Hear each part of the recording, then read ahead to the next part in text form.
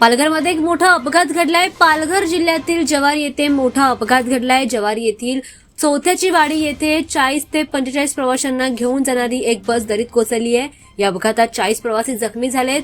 हा अपघात आज सकाळच्या सुमारास घडला। अपघातातील जखमींना जवळच्या रुग्णालयात उपचारांसाठी दाखल करण्यात आलंय।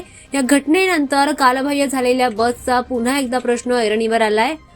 ऐन मेढा ही बस जव्हार बस डेपोतून सुटली। या बसमधून 40 ते 45 प्रवासी प्रवास करत होते। ही बस डेपोतून निघाली, मात्र चौथ्याची वाडी येथे अचानक ती बंद पडली। यामुळे बस चालकाने बस सुरू करण्याचा प्रयत्न देखील केला, परंतु ही बस कालबाह्य झालेली असल्याने या बसचे सर्वच यंत्रणांनी काम करणं बंद केलं। त्यानंतर अचानक चालकाचा गाडीवरचा ताबा सुटला आणि गाडी बाजूला असलेल्या दरीत कोसळली। यामध्ये 40 प्रवासी जखमी झालेत। या जखमींवर जव्हार येथील पतंगशहा कुटीर रुग्णालयात आता उपचार सुरू आहेत। महत्वाचं म्हणजे जव्हार तालुका हा दरेखोऱ्यांचा तालुका असल्याने या ठिकाणी सुसज्ज रस्ते नाहीयेत, त्यामुळे मोठ्या गाड्या चालवणं अवघड जात आहे।